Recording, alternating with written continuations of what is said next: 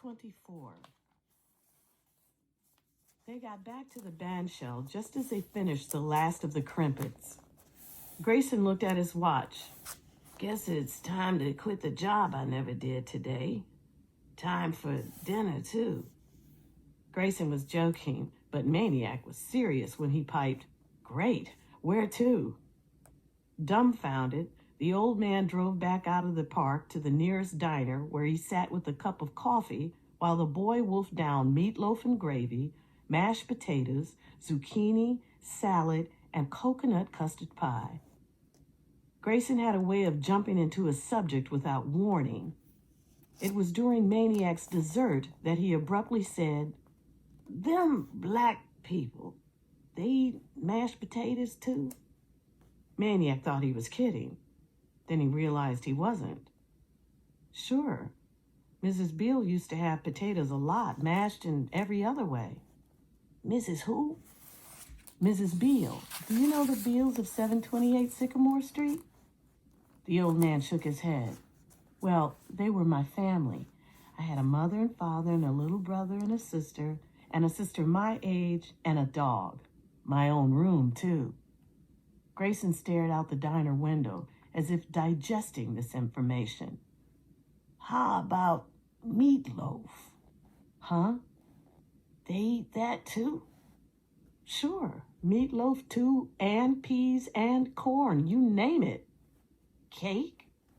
Maniac beamed. Oh man, you kidding? Mrs. Beale makes the best cakes in the world. Grayson's eyes narrowed. Toothbrushes. They use them? Maniac fought not to smile. Absolutely. We all had our toothbrushes hanging in the bathroom.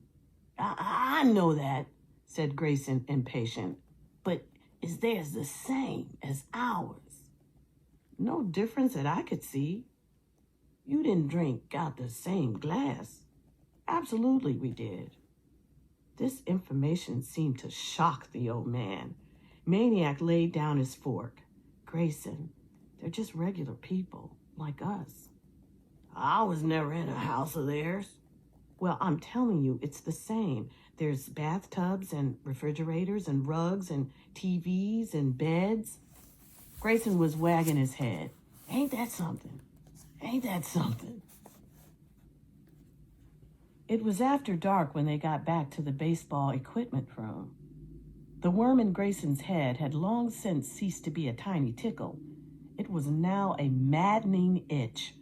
As with all such itch worms, it would exit only by one route, the mouth. He said, I was thinking, maybe you want to come over to my place. This here floor's pretty hard. He tapped his foot to show how hard. The grizzled gray old parkan could never know how much Maniac was tempted or how deeply the offer touched him.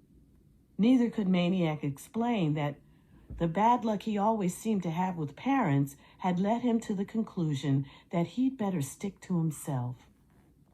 Oh, it's not so bad here, he said. Look.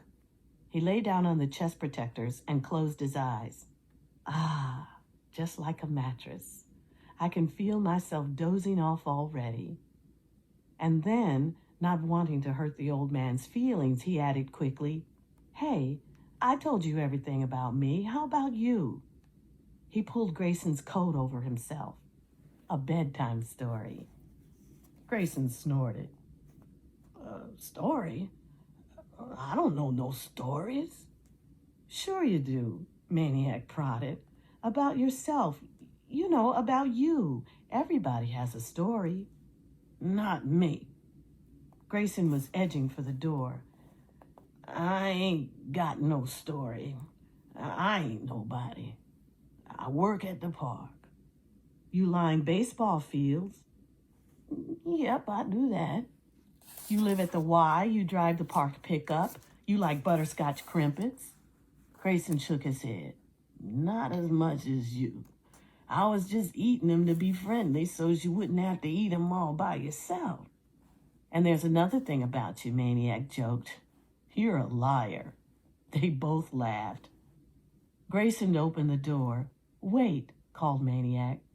"What did you want to grow up to be when you were a kid?" Grayson paused in the doorway. He looked out into the night. "A baseball player," he said. He turned out the light and closed the door.